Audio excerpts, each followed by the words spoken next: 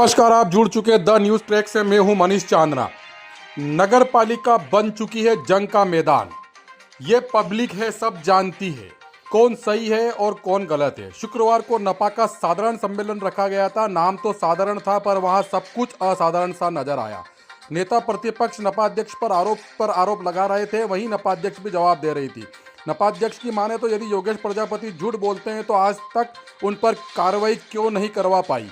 वहीं योगेश प्रजापति के नपा अध्यक्ष पर भ्रष्टाचार के खुले आरोप पर भी नपा अध्यक्ष मानहानि का दावा नहीं ठोक पाई। ऐसे में क्या समझे कौन जनहितैषी और कौन स्वार्थी। अब इस वीडियो में नेता प्रतिपक्ष के सवाल देखकर आप ही बताएं कि कौन शहर का सच्चा हितैषी है और कौन नहीं। देखिए ये पूरा वीडियो द न्यूज ट्रैक पर। क्या इस परिषद में कोई नए सुलभ कानून ज्यादा बने? जहाँ तक पूर्व परिषद का मैं बता पा रही हूँ, सुलभ शौचालय बनाने के लिए एक टारगेट हुआ था, उसके अंतर्गत बने होंगे। और अभी जहाँ गैप है तो गैप को हम फिल करके, अगर जहाँ गैप एनालिसिस करके एक बार पुनः प्रस्ताव भेजते। तो मेरा कहना ये है कि इतने 2-2 करोड़ का बजट रखा और 90-90 लाख रुपये खर्च हो गए, तो इस परिषद के अंदर अभी तक कोई नया बगीचा बना है? तो इतना खर्च हो गया, कोई नया बगीचा डेवलप हुआ है क्या इन 4 सालों में? अभी नया प्रस्तावित है। तो अभी सामने नाले की स्थिति तो बंद पड़ी है, काम भी बंद पड़ा सीएम मैडम शायद। तो 3 से 4 कंपोनेंट्स है। रिटेनिंग वॉल का निर्माण होता है, रोड का और एक अपना पुलिया का। सारे काम हो चुका है। लास्ट पर बचा है सिर्फ पेवर ब्लॉक का और बगीचे का।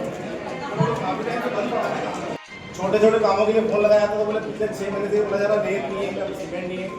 तो ये अपन इसका बजट में तो लिखते 1.5 करोड़ रुपए, फिर बार बार ये स्थिति आती है कि वहाँ पर ये चीज़ नहीं है।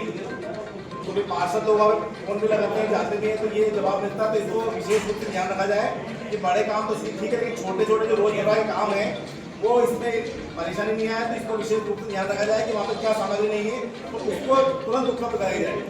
ये मेरा सीओ मैडम आपका होगा 4-5 साल से बजट में आ रहा है, इस परिषद में भी आ रहा है और पूर्व परिषद में भी आ रहा है। अब ये रूटीन प्रक्रिया के तहत इसमें आया है। अब आप बोल रहे हो कि बनेगा, तो ये अच्छी बात है।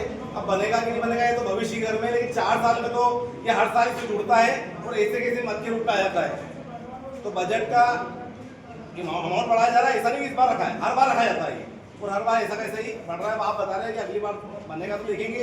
अब बस स्टैंड निर्माण, तो बस स्टैंड तो बन चुका है। अब बस स्टैंड के बार बार मत जोड़ के सिर्फ बजट का आंकड़े बढ़ाने से अच्छा है कि या तो इसको खत्म करा जाए या इसको स्पष्ट करा जाए।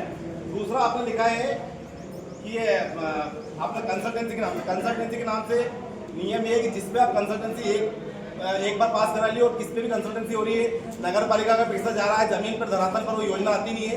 तो इस तरह जिस तरह से आप भ्रष्टाचार कर रहे हो, पूरा शहर देख रहा है, आपने सिर्फ भ्रष्टाचार कर रहा है। और दूसरी बात ये आप 1 मिनट सभापति जी, 1 मिनट मेरी बात सुनो। आपके सभापति 1 मिनट मेरी बात पूरी होने दो।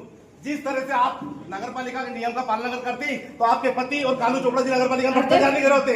नगर पालिका में किस नियम से बैठते हो?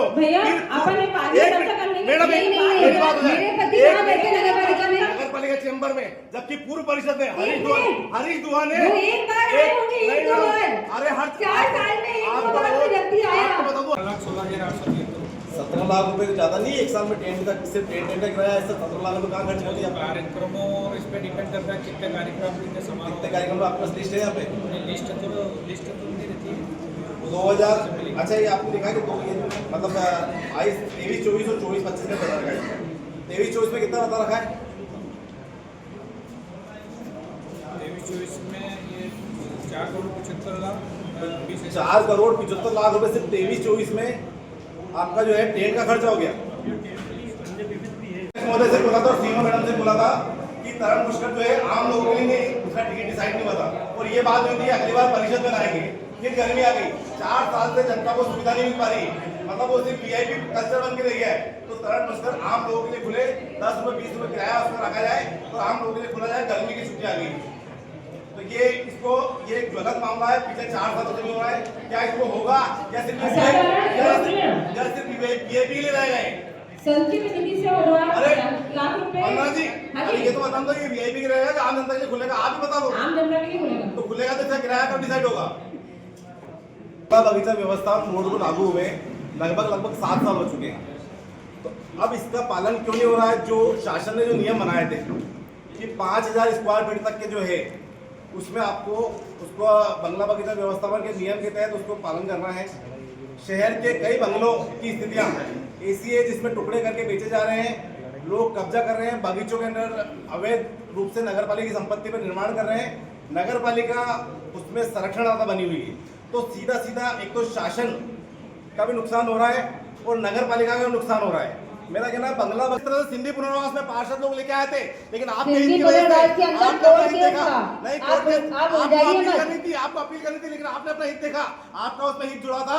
माननीय विधायक जी ने और हम सब ने पूरी पार्टी ने सिंधी समाज को सहयोग दिया था कि सिंधी समाज का जो था पुनर्वास की जमीन थी, अभी भी जाने क्या उनको पुनर्वास की जमीन जो दी थी वो पुनर्वास बोर्ड ने दी थी। तो वो सही विषय था, सिंधी समाज के खिलाफ मत बोलिए। सिंधी समाज का हक था। आपको 25 सालों से ढिल्ला नहीं हुआ, आपने निपटा दिया सिंधी पुनर्वास, आपको निपटा एकदम से विधिवत था। आपको तकलीफ होगी उसमें विधिवत कामों में? कौन सी जीत रहे हैं? आपकी सारी बातें झूठ साबित हो गई है। आपके झूठ सामने आते जा रहे हैं धीरे धीरे। पाप का घड़ा भर रहा है। आपने 4 साल में सिर्फ भ्रष्टाचार के अलावा कुछ नहीं करा है। आपकी एक भी बात सही साबित नहीं हुई। पूरा शहर देखे 25 कि सालों से योगेश प्रताप प्रजापति जी नेता प्रतिपक्ष की सारी बातें 4 साल में झूठी साबित हो गई। अखबार में भरोसा पाया पर सब कुछ झूठ है ऐसा। पूरा शहर देख रहा है। आपको भी आता है, संज्ञान में नहीं है। सारी बातें आपको झूठ एक बात साबित आती है, हो गई। संज्ञान में नहीं है। आपके झूठों को अब छुपा